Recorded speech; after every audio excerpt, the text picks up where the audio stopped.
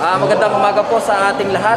Ngayon po ay ang launching ng Duterte Legacy Program of the PNP, which aims to give the service of the national government right at your respective front steps. So bali, instead po kayo napupunta sa aming mga respective offices, kami na po mismo ang pupunta sa inyo para ipahatid ang serbisyo ng gobyerno. Para maramdaman nyo naman po na hindi po kayo na kakalimutan at the same time, mahal na mahal po kayo ng ating Pangulo. With regards, kaya po nagawa niyo po itong Duterte Legacy Caravan.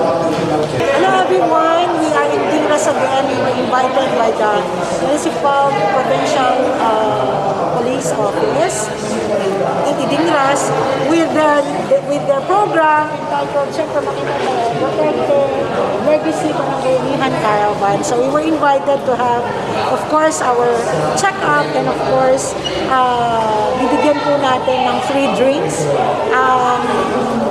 recipients ng MPS Dingras. So we have the free Dokanis tea because alam naman po natin na lumalaban pa rin tayo hanggang ngayon sa COVID. So yun lang po ang pwede namin ibigay.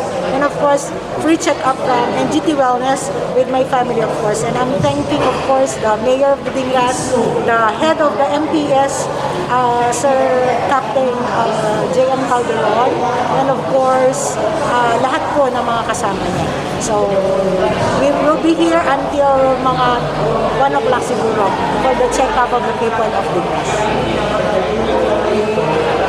Sa lahat ng mga viewers na naglilingkod, Dingras Dream Team, Just Public Service. So, nandito kami ngayon to attend po yung Duterte Legacy Barangay Caravan launching. So, kasama ko po ang lahat ng mga KK members and officers, ang mga taga-LGU, and Dingras MPS, at lahat ng mga agencies na na-invited sa event na to.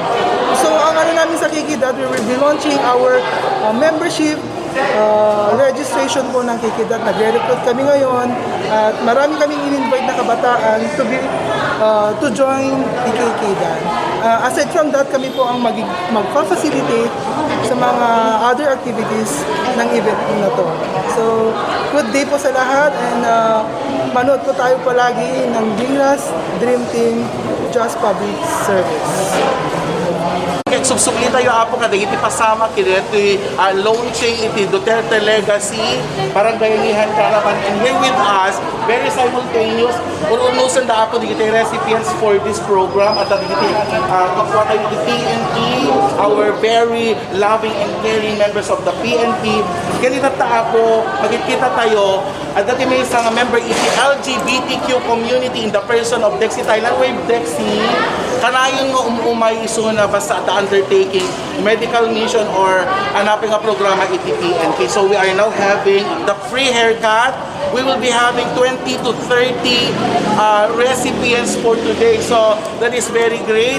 Nagrigat tibya kita tapo for 50 pesos. Nagrigat pa nga makapapugis na tao because we're still suffering from the pandemic. Okay, so later on we'll get to have Mayor Joffrey Sagid together with Vice Mayor Erjo Valenzuela and the rest of his group. At sublim to apo iti NGT Multimedia Distribution Services for La Ilocano and naglilingkod Dingras Dream Team Just Public Service. Thank you, Jaber.